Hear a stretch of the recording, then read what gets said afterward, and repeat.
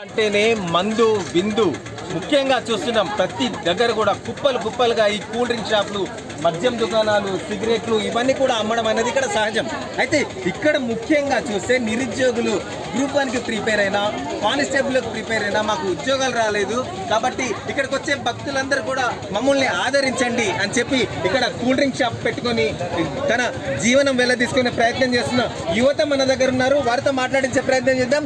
ఏంటి అసలు వాళ్ళ ఆవేదన ఏంటి, ఈ బ్యానర్ ముందర పెట్టేసి ఇలా వ్యాపారం ఎందుకు చేస్తున్నారని చెప్పి వాళ్ళ మాటల్లో తెలుసుకునే ప్రయత్నం చేద్దాం. చెప్పండి, ఏంటి అసలు ఎందుకు ఇలాగ బ్యానర్ పెట్టి షాప్ పెట్టడం జరిగింది? నా పేరు వినయ్ అండి.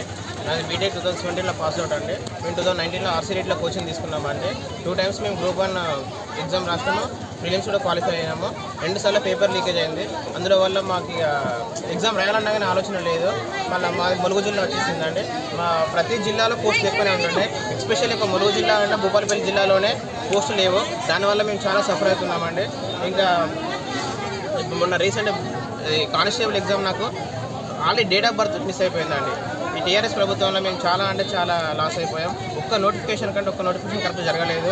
ఓన్లీ ఒక వైన్స్ అండ్ బార్ల నోటిఫికేషన్ జరిగింది తప్ప ఉద్యోగులకు, స్టూడెంట్స్కి ఇలాంటి ఒక మంచి జరగలేదు. కనీసం మీకు కాంగ్రెస్ ప్రభుత్వం అయినా దీని గురించి ఒకసారి స్పందించి స్టూడెంట్స్ కోసం ప్లస్ ములుగు జిల్లా కోసం కొంచెం మంచి చేయాలని కోరుకుంటున్నాం. అంతే తప్ప వేరే ఉద్దేశంతో మేము చేయలేదు. మాకు బ్రతుకుదేరు లేకనే కరోనా టైంలో కూడా మేము ప్రిపేర్ అయ్యాము. సో దానికోసమే మేము ఒక కష్టపడి చదువుతున్నాం. మా పేరెంట్స్ నెలకు 5,000 6,000 ఇచ్చారు.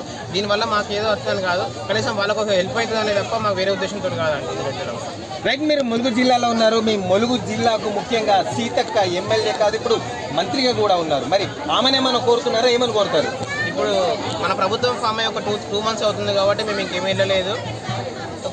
ఇప్పుడు ఈ జాతర అయిపోయాక మేము అందరం ఒక 20 మంది మేము అందరం అభ్యర్థులం అందరం వెళ్ళి మా బాధను ఆమెతో చెప్పాలని కోరుకుంటున్నామండి. చెప్తున్నాం, ఆమె కూడా తెలియజేయాలనుకుంటున్నాం. తెలుసు, కానీ మేము వెళ్తే కొంచెం బాగుంటుందని. అన్ని జిల్లాలతో పాటు మా ములుగు జిల్లాను కూడా కొంచెం ఒక జిల్లాలాగా ఉన్న జిల్లాలాగా చూస్తే బాగుంటుందని ఆలోచిస్తున్నాం తప్ప చాలా అంటే చాలా ఇది సిరిసిల్లకైనా, జగిత్యాలకైనా, హైదరాబాద్ అయినా కానీ 400-500 పోస్టులు అవుతున్నాయండి. ములుగు జిల్లాలో కనీసం 28 కానిస్టేబుల్ పోస్టులు అండి. 28 అంటే 25 ఆదివాసీ గిరిజన జిల్లా. చాలా బాధాకరమైన విషయం అండి. ఇదైతే మేము ములుగు జిల్లాలో పుట్టినందుకు మేము చాలా దురదృష్టంగా ఫీల్ అవుతున్నాం. రైట్, చెప్పండి, మీరు దేనికి ప్రిపేర్ అయ్యారు? మీరు ఏ ఉద్యోగం దాకా ఇబ్బంది పడుతున్నారు? నేను బీటెక్ కంప్లీట్ చేశాను, కానిస్టేబుల్ ప్రిపేర్ అయ్యాను. గత ప్రభుత్వంలో జాబ్స్ వస్తాయని చాలా ట్రై చేసినాం, కానీ జాబ్స్ రాలేదు. ఈ ప్రస్తుతం ఉన్న కాంగ్రెస్ గవర్నమెంట్ అన్న మాకు నిరుద్యోగులను జాబ్స్ ఇస్తారని చెప్పి మేము గెలిపించుకున్నాం.